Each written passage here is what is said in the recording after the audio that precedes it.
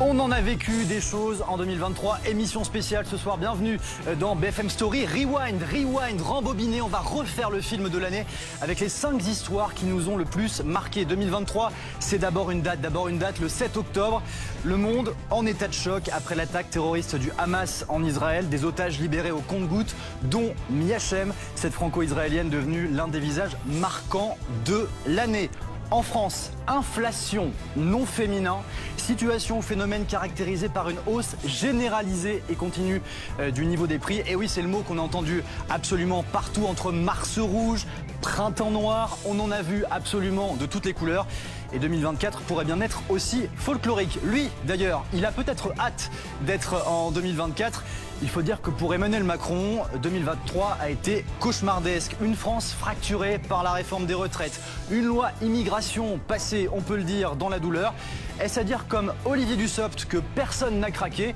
Nos invités ont leur avis sur la question. Il y a 6 mois, jour pour jour, la France, elle, vivait aussi 10 jours d'émeutes et d'angoisse.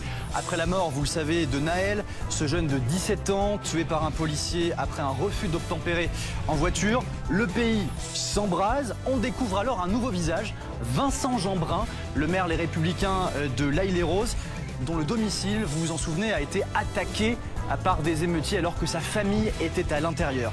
Et puis enfin, ce sont aussi 2 visages qui ont fait 2023. Émile, 2 ans et demi, qui semble s'être évaporé du hameau du Vernet le 8 juillet.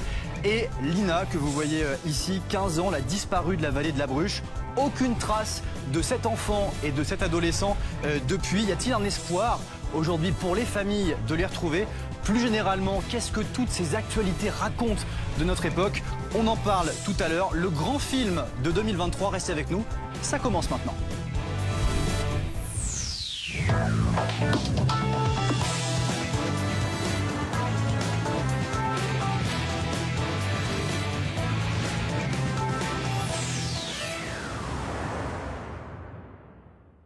Mais d'abord, avant de rentrer dans le rétro avec nos invités, un point sur l'actualité de ce vendredi. Il est 17h, c'est la story de l'actu avec Bastien Cochet.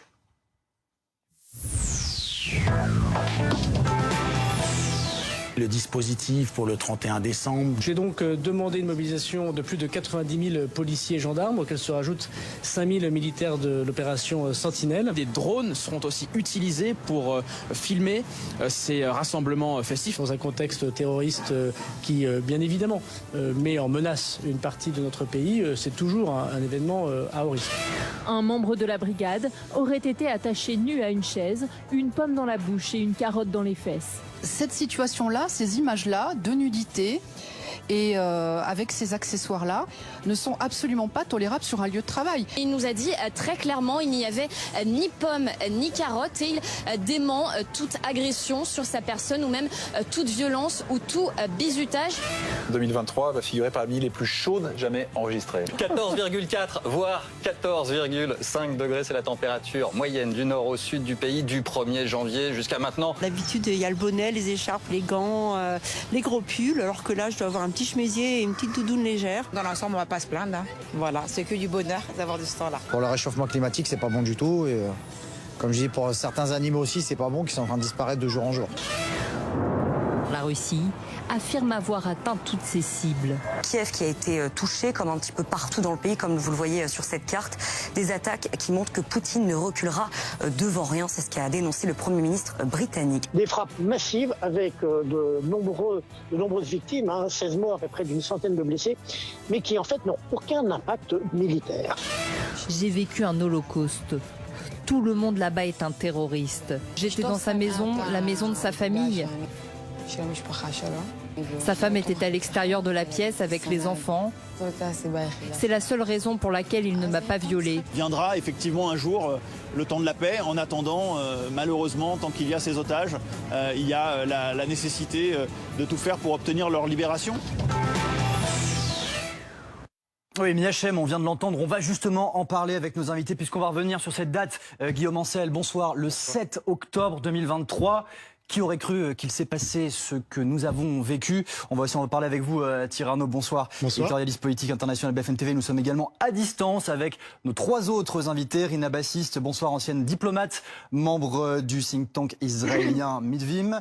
Sandra Ifra, porte-parole du collectif Women United for Peace. Et Jean-François Corti également. Bonsoir, médecin, chercheur associé à l'IRIS et vice-président de Médecins du Monde. Mais d'abord, on va revoir évidemment les images fortes de cette actualité que peut-être pas grand monde n'avait vu venir. C'est avec Valentin Demey.